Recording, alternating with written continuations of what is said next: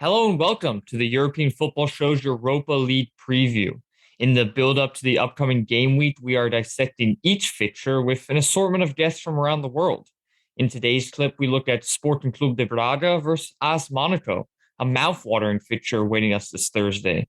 And to go in depth on the home side, I'm joined by Matthiew, a columnist for Golazzo TV. So, Matthiew, how are we? Hello, Adam. Thank you. Thank you for the invitation. I'm fine, and you?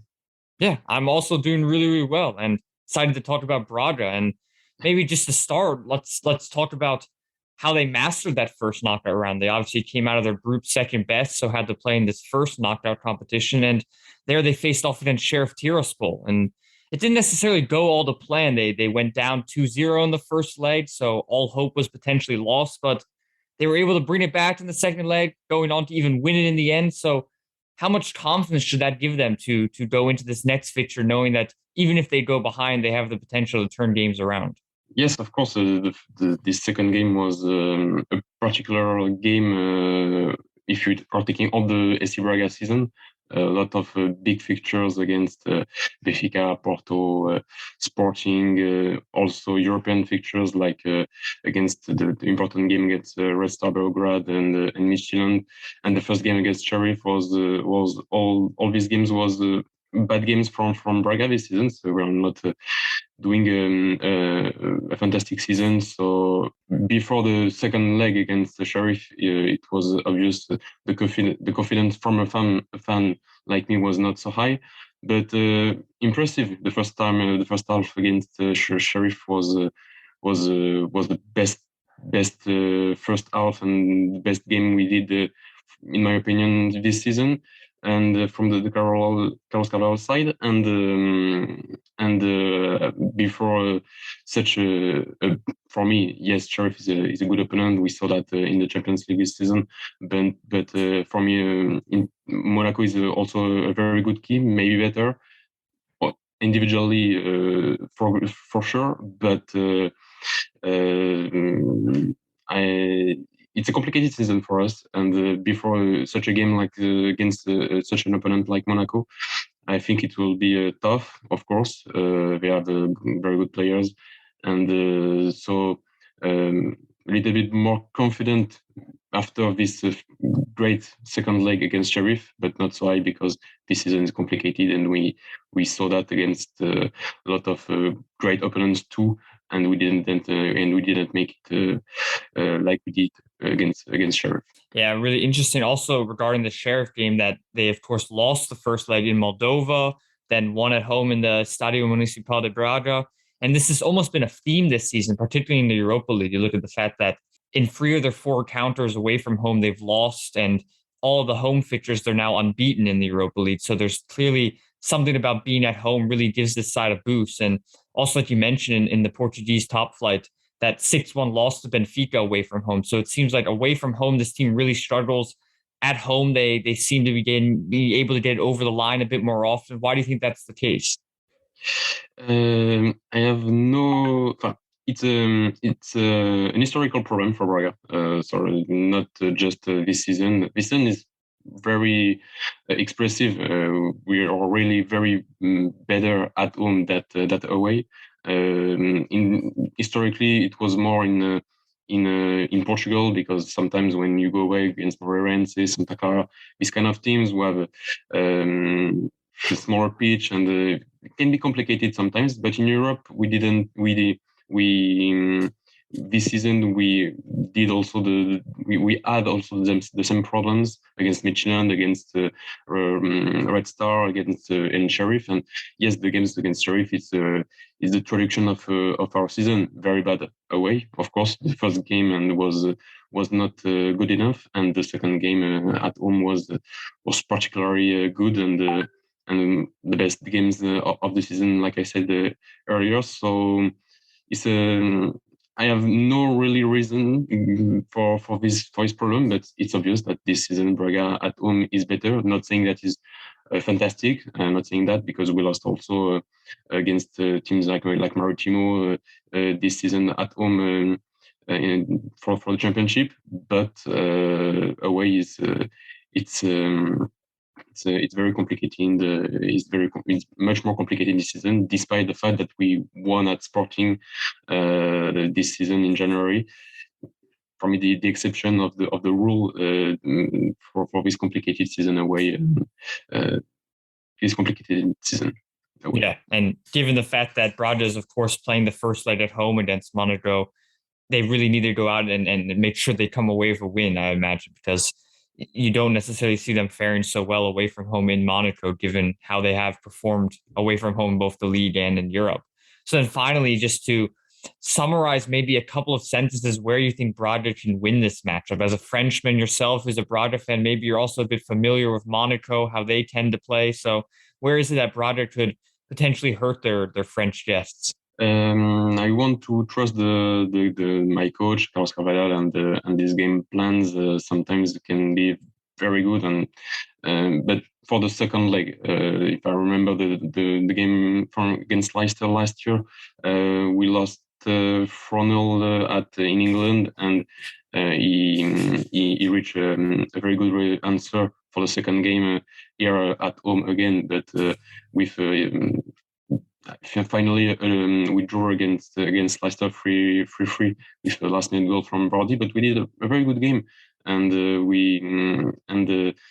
also this year against Sheriff, also the first game was bad and the second game was a very good answer tactically. Also, so for me, one of the key of this confrontation is the game plan from Carvajal, and also the fact, yes, that Monaco is in a complicated season too. Not saying that is a very bad season, but it's more complicated than last year. They already changed their coach.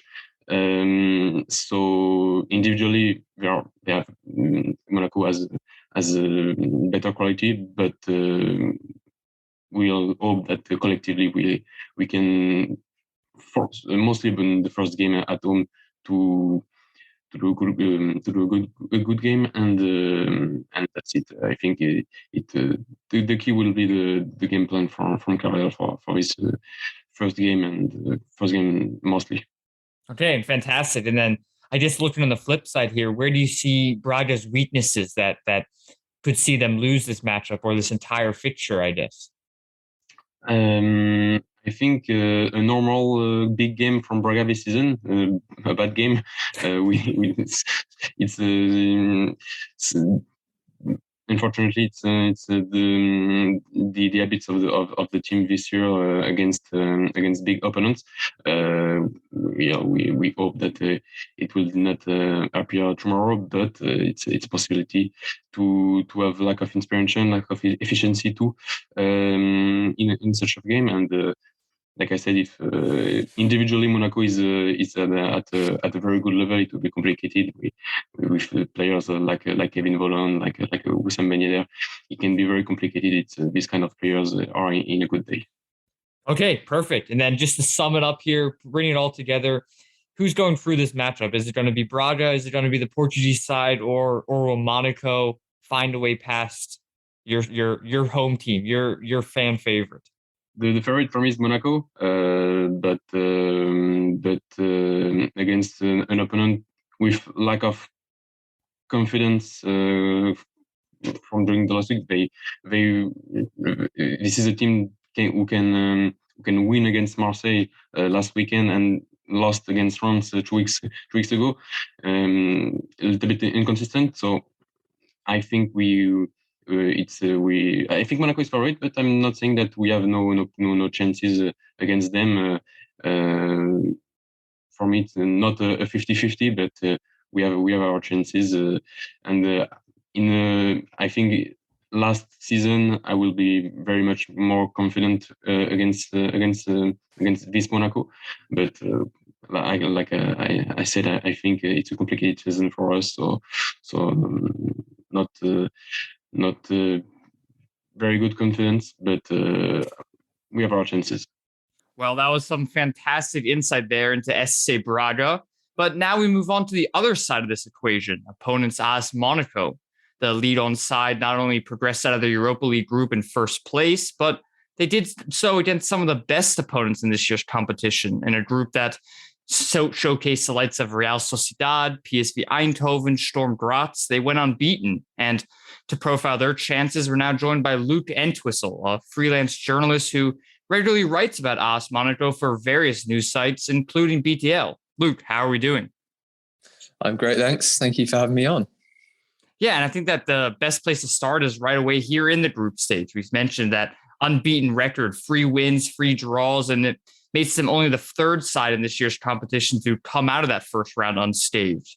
But since Europa League rebranded in 2009, it's also the first time that Monaco's actually made it out of the group stage. So how far do you think this journey can take them?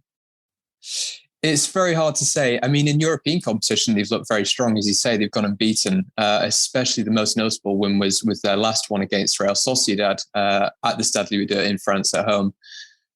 Whereas they've been quite inconsistent in the league and domestic competitions, they have basically always played pretty well in Europe. And that Sociedad performance was a bit of a standout. I think European football suits them often more than domestic football.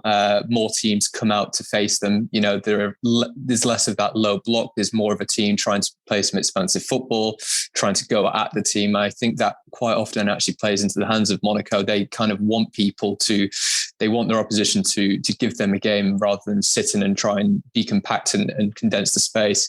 So European football does suit them a little bit.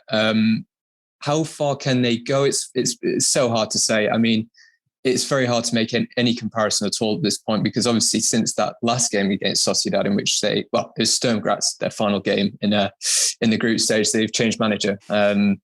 So that's quite a radical shift. And Clermont has not taken charge of any of the European games so far. So it'll be interesting to see how he gets on. But domestically, at least, things haven't been going great. So if you kind of take their recent form and then apply that to European competition, then it's not looking too positive. But we'll see. It's, as I say, the style of football that Braga may propose could play into their hands. And they've still been shown to be able to play well against sides who do come out and play against them properly, like Lyon, who Monaco beat them 2-0 just a few weeks ago, played really well. That's the last side that really came out and played and tried to play expansive football, and they really managed to play through them really well. Same thing happened with Nantes actually last night, not with the best result, obviously 2-2 losing on penalties.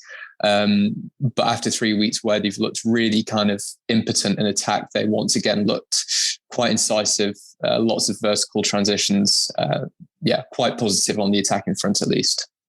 Yeah, and you mentioned the lead form there. You mentioned, of course, the managerial change at Monaco, and that's going to lead us nicely into this next question, because obviously Nito Kovac began the season, and Kirk Croatian only lasted until January when he was relieved of his duties, and he left the side in 6th place, so obviously underperforming where they want to be. But then Philippe Clement came in. He, of course, was at Club Brugge beforehand, where he did pretty admirable work in his tenure there, but he hasn't necessarily got off to a bombastic start, one could say, at Monaco. You know, just 9 points in his first 7 matches. They now have dropped 3 further places down the table, now sitting in 9th place. So how do you think the performances have been under the new Belgian boss? And do you think that the Monaco higher-ups have been vindicated in this managerial decision? Or do you think that Kovac would have been a man that could have helped them really see out a Europa League campaign and hopefully recover that form and lead on?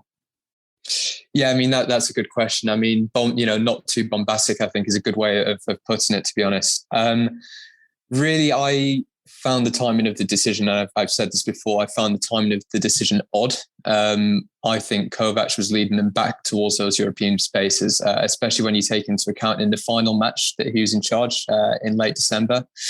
Kovac took charge as Monaco won, I think it was 2-1 against Rennes. Obviously, one of the competitors for those European spaces who have since kind of kicked on. So that's a really big win. They had a really difficult start to the season, didn't qualify for the Champions League, losing to Shakhtar in the end.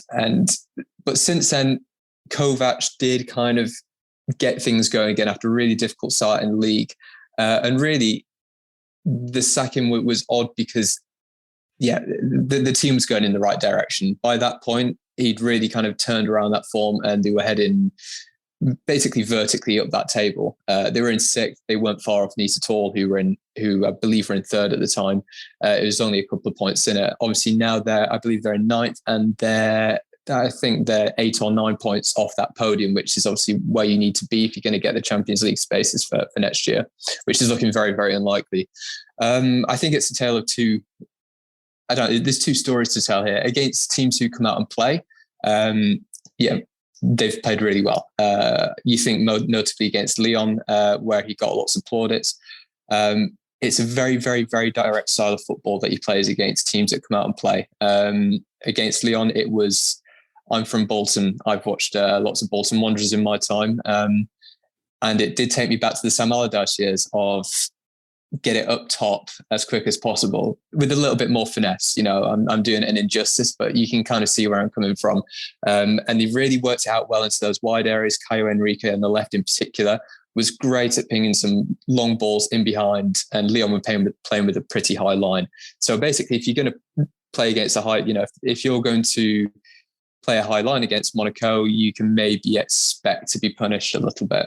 But then there's the other side of the coin, which is against low blocks. So just a few weeks ago, there's quite a positive vibe around the club. And the next three games were Lorient, Bordeaux, and Reims. Anyway, that was kind of everyone in the club, not people in the club, but fans expected, and probably the players and the coach expected that they would do quite well out of those fixtures. They'd expect to maybe get the full 9 points from those three games. They came away with 2.